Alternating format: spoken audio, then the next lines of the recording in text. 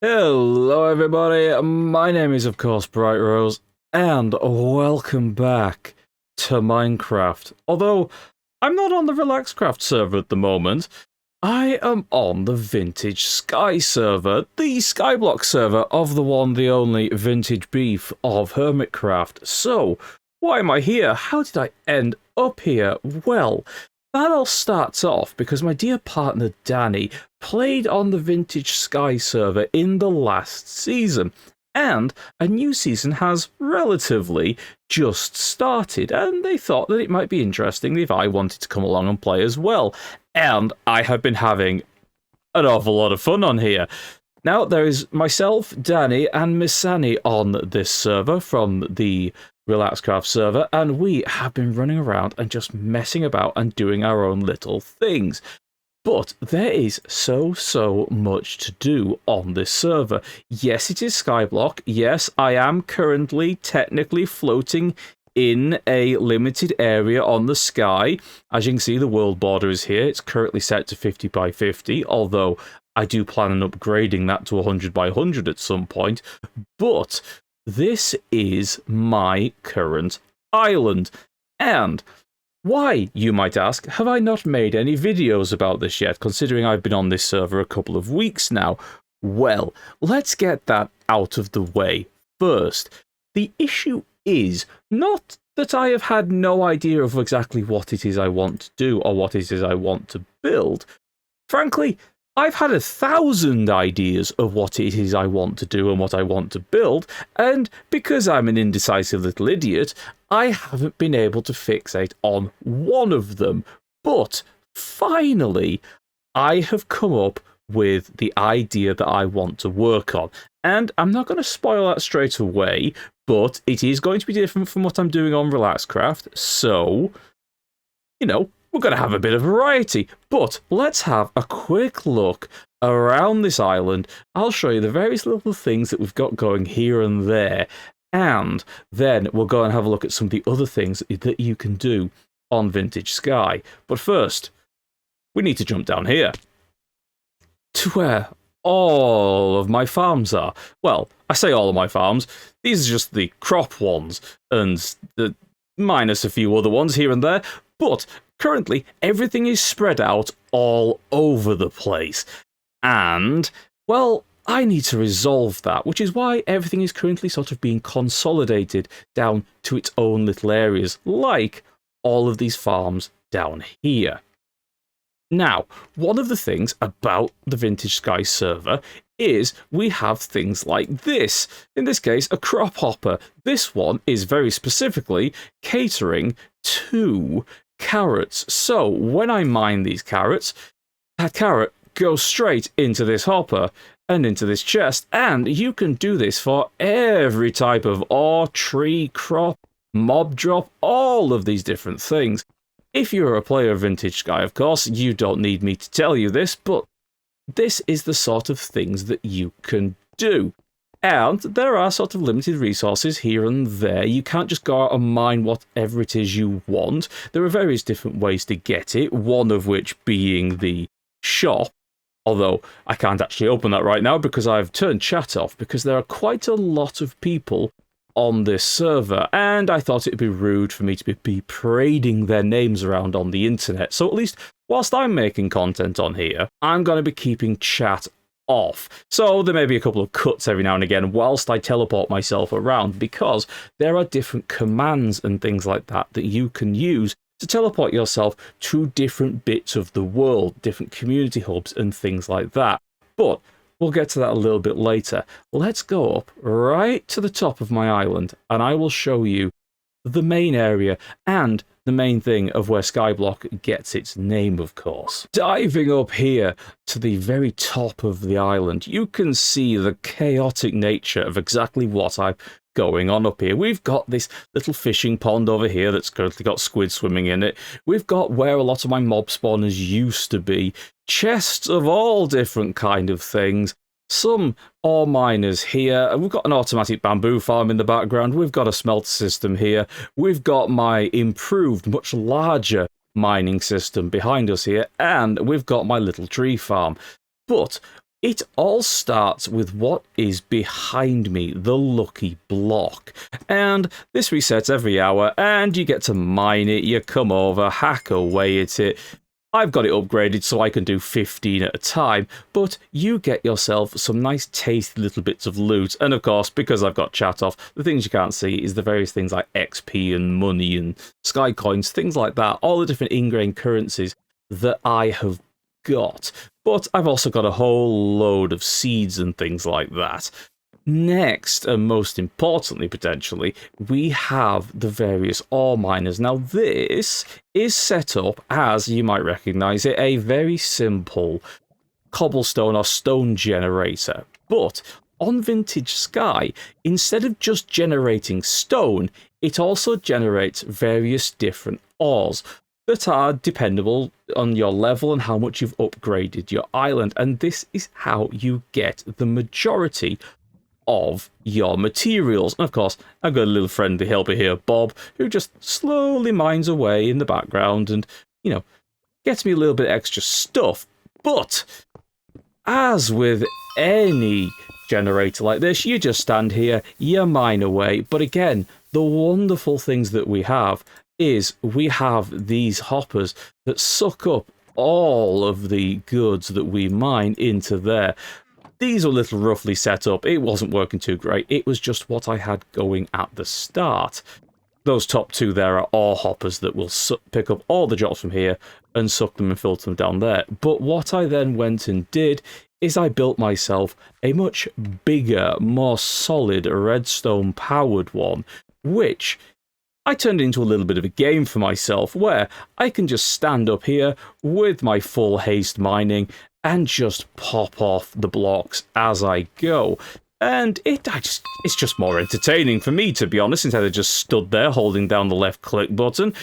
And we just are able to hammer our way through. Now, normally, if this was on Relaxcraft or something like that, I'd set myself up AFK with an auto clicker and just hammer our way through. But unfortunately, here on VintageSky, we're not allowed to use auto clickers. I think just, you know, we don't have hundreds of people potentially all being AFK clogging up the server, which, you know, very appreciative of, because of course, when you have a big server with a hell of a lot going on, you really want to limit lag as much as possible. And this is my way of just having a little bit of fun whilst I'm mining all my blocks, seeing how much I can rip away.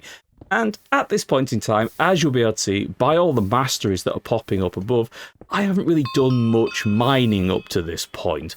Because, well, as I say, I didn't really enjoy just sort of stood there, pointing forward, holding the button down. So, when I had the materials, when I had the resources to be able to do it, I built this machine here.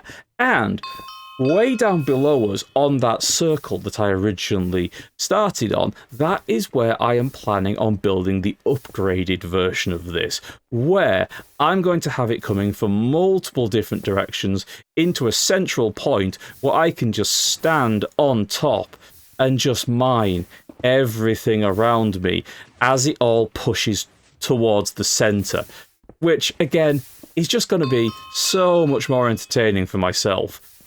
And that is what I'm planning on doing, with that at least. So, with this just filling up all the holes again, let's go and have a look at a couple of the areas around the server at the various different things that you can do. One thing it's worth noting as I run through this chaotic area of chests and things like that is there are various different ways that you can get up and down. You can build stairs, you've got bubble vators, you've got things like that. There are also warps, which is a simple command of typing /warp with the location into chat. But honestly, I just like throwing myself down to the bottom. And I have a little enchant on my boots that means that I don't, not actually these boots, but on my boots that I'm normally wearing, I'm currently in my dungeon running set, that means that you don't trample crops, so you can just drop down from that height and land, and on your own island, there isn't any fall damage, so it's all fine. But I need to put all of this stuff away in these even more chaotic chests, so we can just have a look at what's going on. So here we are at spawn, and there is so much stuff here. It would be very difficult for me to explain it all to you. And the best way to come in is just to drop into the world, have a look around, explore your way through. But it is all fantastically simple to understand. And there's various different things like this floating around that tells you exactly what to do. Walkthroughs to create your island, teleports to get to your island, various different things like that. All different PvE, PvP areas, stuff like that that you can enjoy. Big, horrible portals that you can drop down. All of these things, and endless amounts of vendors to just run around and have a look. Now, these vendors are all available here in person, but are also available through various command lines that you can type in exactly anywhere you want. Again, I will do that and show you, but I've got chat off again. So that is what you will be able to do. And there is so much stuff that you can collect, that you can look at, that you can go through. And one of the things you can do every day is various little votes and things like that through the /vote command that allows you to get keys of various different kinds and other ones that you can unlock to get tasty loot from all over the place. Look at all the various different stuff you can get just for November and Halloween. Honestly, there is so much stuff. It is frankly amazing. The modding team behind this game are utterly amazing, and I am in awe of them.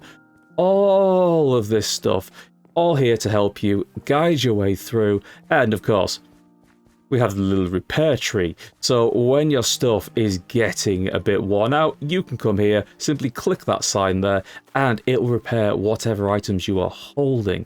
There are also a mass amount of custom enchants on this game that allow you to do pretty much everything and just make your life a little easier, or someone else's life a little worse, depending on what PvP you're doing. Oh, and of course, there is the elements thing as well. Another big PvP PvE area, which is a lot of fun. But what we are going to be doing is we are going to my current obsession, my favourite thing at the moment, which is the dungeons, which is a PvE thing, and we are going to have a look at that now. Here we are in the dungeon hub, where there are, again, loads of vendors offering different quests, all kinds of different things, as well as items that you can buy and things like that. Now, there are two main areas of this. We have the gathering hub over here, where there is a constant spawning of mobs and various resources and things like that that you can grind out and collect to be able to buy things like totems that give you strength and healing and stuff like that. And this is, quite frankly, a beautiful area. And I've been running around here, mining trees, mining ores, slaughtering many mobs. And it is really good just to have a run around and look at the amazing building that people have been doing. But what we are specifically here for is we are going to go into the very first dungeon, the Nether dungeon, just round this corner. And first of all, I will apologise. One, I have put chat on again because it didn't seem to want to only push the commands for me, but we will just have to deal with that for now. And I will apologise again to everybody that is going to be appearing in the chat. Secondly, there is a good chance that you're going to hear lots of clacking and clicking from my mouse and keyboard. So I apologise, I'll do what I can, but we're going to drop in. And there is, of course, a very good chance that I'm going to do particularly badly at this. There are different rooms, 5 in this case, I believe, possibly 6, can't quite remember, with different challenges in each. The first one being to kill 15 of these zombies. Now, through running the dungeon many times and selective use of the auction house, I have managed to get myself some decent gear, which means I can one-shot pretty much all of the mobs in this dungeon now, which makes that a hell of a lot easier. But again, this is the grind. This is what you've got to do to get better and faster at these things. Now, there is parkour in here as well as killing mobs, which I am particularly terrible at, but you know, that's just a thing. And there we go, that was 15 killed, technically 16 because I smacked that one at the end, and the door up here has opened. So we're going to dash through into the very first parkour section, and would you just look at this cave. You know I love a cave. This is a particularly beautiful one. Now, I am terrible at parkour, so I am going to be taking the cheat route, which is jumping over here, over this little bit, down across the top of this coral, up here, just around that wall, over here, and we are going to leap back on to the islands there. Am I going to mess it up? No, I didn't. Good. Sometimes I completely mess up that final jump. It's very embarrassing. You fall into lava and teleport right back to the start. But we made it into the third room where you have to kill 2 of these Wither Knights like that. You can get more. There's various different things you can get. You get star ratings depending on how fast you run, how much damage you do, things like that. So you can choose to take a slower run and get a higher star rating, but I am going for kind of speed at the moment. And we're now into the maze section, which is another parkour area. Get off, spider! Which I am going to dash through as fast as possible. And out of the parkour stages, again, I'm terrible at parkour, but this is the one that I struggle with the most because of the lava. Not this bit. This bit's relatively easy. It's the bit that's coming up next. This bit particularly, you jump across here, there, onto there, and then you go like that. Dip me toes in the lava again. I don't know what it is. There is just something about that little jump section there that gets me every single time. And of course, you have these mobs spawning here. Mobs that don't die in the lava.